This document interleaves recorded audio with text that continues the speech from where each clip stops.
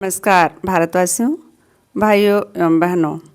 Chicago की धरती से पूरी दुनिया को भारतीय संस्कृति का लोहा मनवाने वाले एवं वेदांत का ज्ञान देने वाले युवा हृदय सम्राट युग नायक स्वामी विवेकानंद जी को नमन करते हुए युग पुरुष स्वामी विवेकानंद जी की बायोग्राफी समरी सीरीज की इस कड़ी उद्योग एवं आयोजन में आपका स्वागत है। पिछली कड़ी में हमने जाना युग नायक विवेकानंद जी की दक्षिण भारत यात्रा। इस कड़ी में हम जानेंगे शिकागो धर्म महासभा में जाने की स्वामी जी की महती इच्छा और प्रयास। मद्रास में स्वामी जी 3 सप्ताह ठहरे। इस बीच उन्होंने बातों के क्रम में कितनी ही बार कहा कि वह सनातन धर्म के प्रचारार्थ पश्चिम जाने को प्रस्तुत हैं। उनके घनिष्ठ संपर्क में जो लोग आए वह सब उनकी इस इच्छा से अवगत हुए। शिकागो धर्म महासभा में योगदान करने की महती इच्छा स्वामी जी के मन में दीर्घकाल से पनपती रहने पर भी उन्होंने इसके लिए अब तक कार्य रूप में कुछ भी नहीं किया था। इधर उत्साही भक्तगण 500 रुपये एकत्र कर लाए। स्वामी जी की जिन दिनों ऐसी मानसिक अवस्था थी, तभी मद्रास के भक्तों के द्वारा उनके गुणों का समाचार पाकर हैदराबाद के लोग उन्हें अपने बीच पाने के लिए उत्सुक हुए तथा थोड़े दिनों के लिए भी एक बार वहां आने के लिए सआग्रह आमंत्रित किया।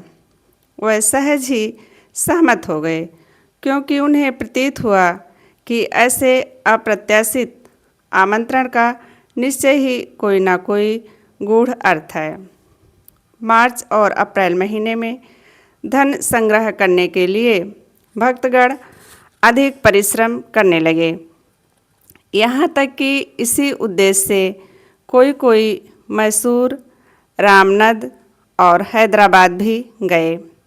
स्वभावतः वह लोग स्वामी जी के शिष्य या अनुरागी मित्रों के घर पर पहले गए। धन संग्रह करने वालों में प्रमुख स्थान आला सिंगा पेरुमल का था। ये स्वामी जी के एकांत अनुगत थे तथा यह भी कहा जा सकता है कि इन्होंने उद्देश्य पूर्ति के लिए घर घर जाकर भिक्षा मांगी थी। यात्रा के सारे आयोजन प्रायः पूरे होते जा रहे हैं, तभी अकस्मात खेतरी नरेश के प्राइवेट सेक्रेटरी मुंशी जगमोहन लाल मद्रास आ उपस्थित हुए। हम लोग जानते हैं कि सन 1891 ईस्वी में अक्टूबर महीने के अंतिम भाग तक कुछ दिन स्वामी जी खेतड़ी के राजभवन में ठहरे थे। उन्हीं दिनों खेतड़ी के राजा ने पुत्र प्राप्ति के लिए स्वामी जी से उनके आशीर्वाद की याचना की थी और स्वामी जी ने आशीर्वाद भी दिया था। इतने दिनों बाद 1892 ईस्वी में राजा की मनोकामना पूरी हुई।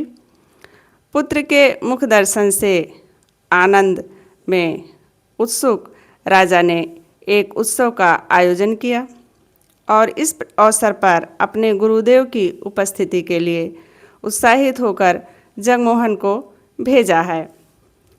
मनमत बाबू के घर पर जगमोहन लाल ने जब स्वामी जी से भेंट की, तब स्वामी जी ने आश्चर्यपूर्वक पूछा कि उनके इस अकस्मात आगमन का कारण क्या है। जगमोहन ने अपना अभिप्राय व्यक्त करने पर बताया कि मेरे आने का क्या कारण है, और स्वामी जी ने तब कहा, देखो जगमोहन, मैं 1 महीने बाद 31 मई को अमेरिका जाने के लिए तैयारी कर रहा हूँ। इस समय मैं महाराजा से मिलने कैसे जाऊँगा। जगमोहन ने कहा, पश्चिमी देश में जाने के निमित्त तैयारी को लेकर आपको परेशान होने की ज़रूरत नहीं है।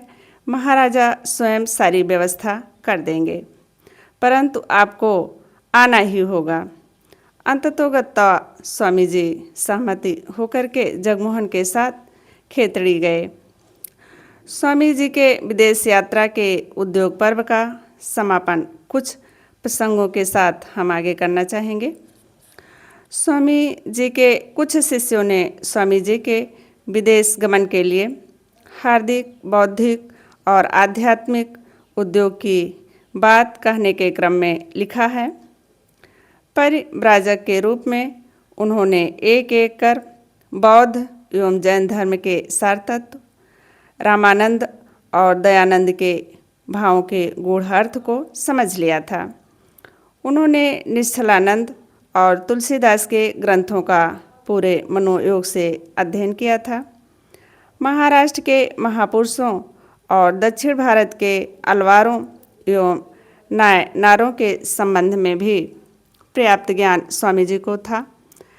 परमहंस परिव्राजक से लेकर लाल गुरु के शिष्य भंगी मेहतर तक सबकी आशा, आकांक्षा और आदर्श से तो वह परिचित थे ही, साथ ही उन लोगों के संप्रदायगत इतिहास का भी स्वामी जी ने गहन अध्ययन किया था। उनकी पारदर्शी दृष्टि में मुगलों की प्रधानता भारत के इतिहास में एक अस्थायी छुटपुट घटना के अतिरिक्त और कुछ भी नहीं था। चित्तौड़, महाराणा प्रताप, शिव और उमा, राधा और कृष्ण, सीता और राम, बुद्ध की कथा का वर्णन करने के साथ साथ पृथ्वीराज और दिल्ली का इतिहास भी उनके मुंह से मानो स्वतः ही आ जाता था और धारा प्रवाह चलता रहता था। जब वह व्याख्यान मंच पर किसी भूमिका में उपस्थित होते तब प्रत्येक प्राचीन महिमामय यशोगाथा जैसे अत्यंत आश्चर्य एवं पूर्वक इसे सजीव रूप में सामने आ जाता। अपने गुरुदेव रामकृष्ण परमहंस में विवेकानंद को जीवन की कुंजी मिल गई थी। इसके बाद भी कन्याकुमारी से हिमालय तक समग्र भारत का भ्रमण करना, सर्वत्र साधु संत, विद्वानों और जनसाधारण से समभाव से मिलना, सबसे शिक्षा ग्रहण करना और सबको शिक्षा देना, सबके साथ जीवन बिताना और भारत के अतीत और वर्तमान का यथार्थ परिचय प्राप्त करना अनिवार्य था। शास्त्र, गुरु तथा मातृभूमि, इन तीन स्वर लहरियों से उनको वह उपकरण मिले जिनसे विश्व विकार को दूर करने वाले आध्यात्मिक वरदान की आधारशिला रखी युगनायक स्वामी विवेकानंद जी ने। आज की कड़ी में बस इतना ही। भाइयों एवं बहनों, हमारी यह प्रस्तुति स्वामी गंभीरानंद जी की प्रमाणिक कृति युगनायक स्वामी विवेकानंद पर आधारित है। एक एमएड प्रोफेशनल के रूप में मेरा यह प्रयास है कि इस आत्मज्योति एवं अमृतमय विचारधारा को आप तक सही एवं सरल रूप में समरी के माध्यम से पहुंचा सकूं। इस वीडियो की सबसे बड़ी विशेषता इसकी प्रामाणिकता है। तो अपने जीवन की उलझनों को दूर करने के लिए एवं अपने आत्म प्रकाश के लिए प्रत्येक कड़ी का हिस्सा जरूर बने। हाँ, मेरे चैनल को सब्सक्राइब करें, लाइक एवं कमेंट्स करना ना भूलें। जय हिंद, जय भारत।